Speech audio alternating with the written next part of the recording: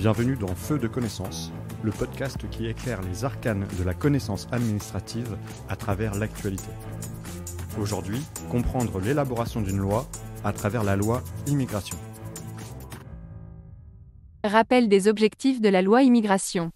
Promis par Emmanuel Macron durant sa campagne 2022, la loi Immigration est présentée en février 2023. Elle a pour objectif d'une part de contrôler l'immigration et d'autre part d'améliorer l'intégration. Elle permettrait de régulariser de manière exceptionnelle des travailleurs sans papier dans certaines professions, de durcir le regroupement familial et l'accès à la nationalité française. Cette loi supprimerait également l'aide médicale d'État. Suite à la motion de rejet du texte par l'Assemblée nationale, le gouvernement a annoncé le 12 décembre 2023 convoquer une commission mixte paritaire afin de trouver un compromis sur une version finale du projet de loi Immigration. Quelle est la différence entre un projet et une proposition de loi ? L'article 39 de la Constitution confie l'initiative des lois au Premier ministre et aux membres du Parlement.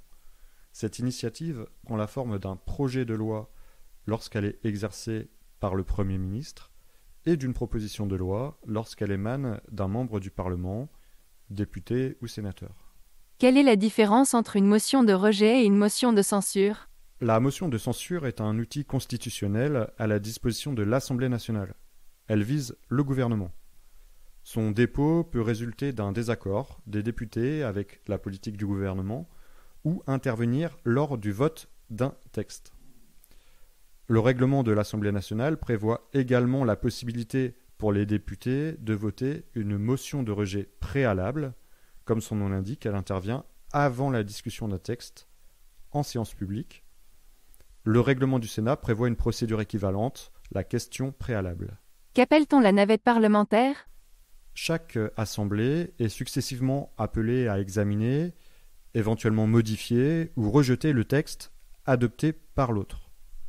La navette, ainsi instaurée, prend fin lorsqu'une assemblée adopte sans modification le texte précédemment adopté par l'autre assemblée. Quel est le rôle d'une commission mixte paritaire ? Pour trouver un texte de compromis entre l'Assemblée nationale et le Sénat, lors de la navette parlementaire, le gouvernement peut convoquer une commission mixte paritaire. Seront présents dans cette commission 7 députés et 7 sénateurs titulaires qui seront les seuls à voter. À ces titulaires, il faut ajouter les suppléants, présents pour participer au débat, mais eux ne prennent pas part au vote. Si la commission mixte paritaire ne trouve pas d'accord, que se passe-t-il ? Si elle ne parvient pas à un accord, c'est-à-dire si elle n'est pas conclusive, le texte pourrait être abandonné. Toutefois, rien n'oblige l'exécutif à abandonner le projet de loi en cas de commission mixte paritaire non conclusive. Selon l'article 45 de la Constitution, le gouvernement peut faire poursuivre la navette parlementaire.